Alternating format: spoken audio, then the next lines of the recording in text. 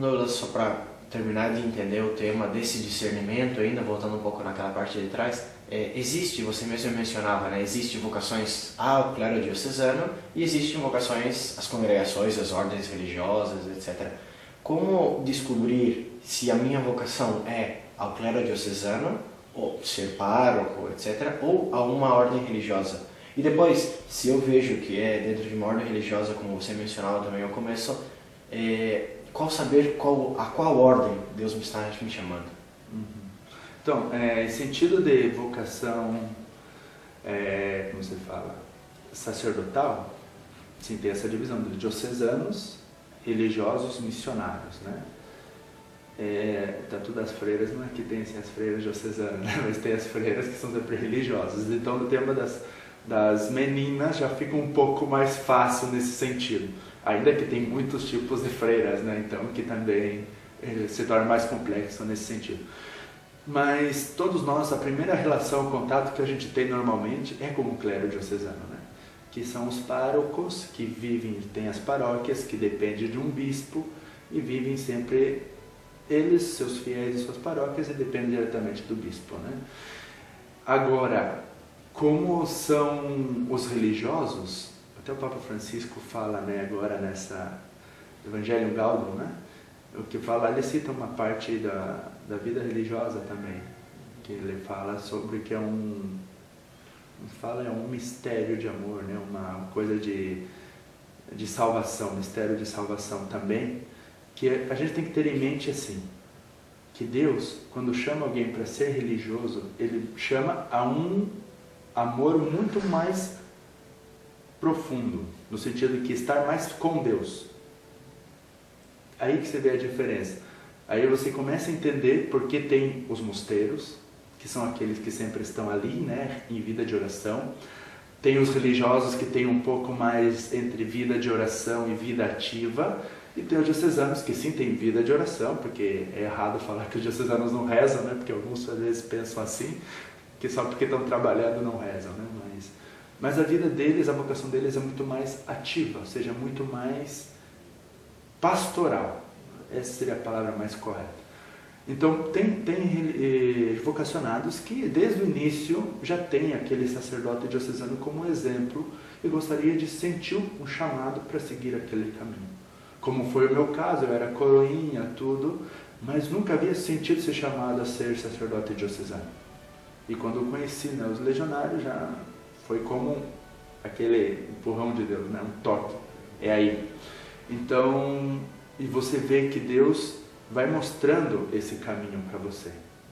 Se você muitas vezes ainda está tanto na diocese e não sente-se chamado, se Deus te chama à vida diocesana, ainda que você no momento não vê, Ele tem o tempo dele e Ele vai mostrar. Ele vai mostrar. Agora, você com o seu diretor espiritual, com a oração e com os acompanhamentos vocacionais, é quando você vai começar a ver justamente aonde que Deus está querendo que você vá. Por isso, aquilo que a gente tínhamos falado antes, né? Se você tem uma tendência e gostaria de entregar sua vida completamente à vida dos pobres, ajudar os pobres, você vai, claro, já enfocar as congregações que têm esse trabalho mais dedicado aos pobres. Ah, não, eu gosto muito da vida paroquial. Eu sei que os diocesanos estão nas paróquias. Ah, mas eu também sei que tem congregações que têm paróquias. Então eu vejo, então já deixo aquelas congregações que são de mosteiros, porque para mim não vejo que não é o que Deus quer para mim. Então eu vejo essas duas. Aí começa o discernimento. Eu sinto um chamado pessoal a ser, por exemplo, um pároco mais da ordem dos franciscanos, ou ser um pároco diocesano.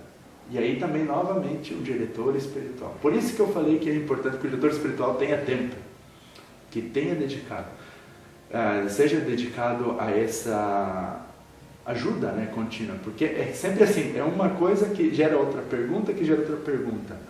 E se a gente não consegue responder e só for viver esperando os sinais, às vezes não vai chegar. Ou às vezes o sinal que Deus manda não é aquele que a gente pediu, mas Ele manda.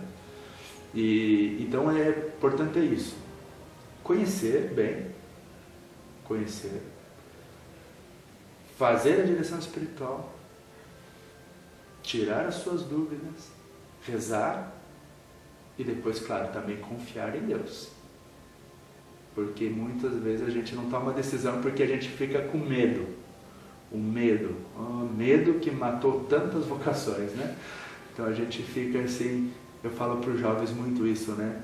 Não adianta você ficar assim com esse medo. Você tem que dar o primeiro passo. Se você for conhecer, se sentiu chamado e viu que não é seu caminho, você não perdeu nada. Agora, se você não foi por medo e era seu caminho, aí você perdeu tudo. Então é importante isso também, de confiar no que diz o diretor espiritual, no que diz Deus no seu coração e nos encontros vocacionais também.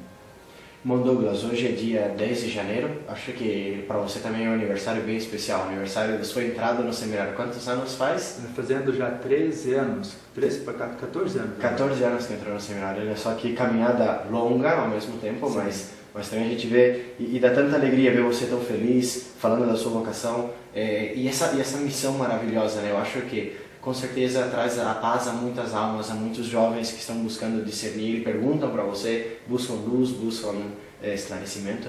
E eu acho que para todos nós as palavras do irmão Douglas hoje ajudam muito a compreender um pouco mais o caminho que fazem tantos jovens, e você que talvez sente a sua vocação, e você que talvez sentiu ali no seu coração alguma vez aquele chamado, aquela vozinha de Deus no seu interior. Eu acho que também as palavras hoje do irmão Douglas deve ter te ajudado a conhecer um pouco mais, a ter mais claridade no seu interior, mais paz na sua alma. Então a gente gostaria de agradecer ao irmão Douglas essas palavras e dizer que vamos estar sempre rezando pela sua vocação, hoje nesse aniversário especial também do seu ingresso no seminário, mas também por todas as vocações. Vamos rezar muito pelas vocações do nosso Brasil, vamos rezar muito pelas vocações diocesanas, vocações religiosas, para que Deus sempre continue abençoando e mandando mais padres, mais freiras, mais vocações à nossa querida Mãe Igreja. Perdão, interromperam a sua exposição, o seu agradecimento, mas é importante ter em mente uma coisa, uma pergunta que me fizeram muito. Quando que é o melhor tempo para responder à vocação? Por quê? Por que essa pergunta? Porque alguns falam, não, primeiro tem que namorar. E desde quando que namorar é a condição para ter vocação? Então aí a gente humaniza muito a vocação. Depois, não, quando tem 12 anos é o melhor momento para responder à vocação. Também não é tanto assim uma resposta correta. Eu falo que o melhor momento para você responder a sua vocação é o momento que Deus te chama. Ele chama alguns aos 12 anos, outro ele chama aos 16, outro ele chama aos 18, outro ele chama aos 20. Agora, é importante porque saber, não, alguns falam, não, mas com 18 anos ele vai responder com muito mais profundidade que com 12. Eu acho que está errado. Porque alguém com 12 anos pode chegar até fazer uma experiência muito mais profunda com Deus naquele encontro do que um de 18, ou ao contrário. Por isso que o importante desse discernimento do diretor espiritual e ver a família também acompanhar a vocação é ver o momento que Deus chama. Esse momento é o melhor momento para responder. E com isso que queria acabar de... Mais uma vez, muito obrigado, irmão Douglas. Muito obrigado a todos vocês que nos acompanharam hoje aqui no nosso programa. E que Deus lhes abençoe sempre.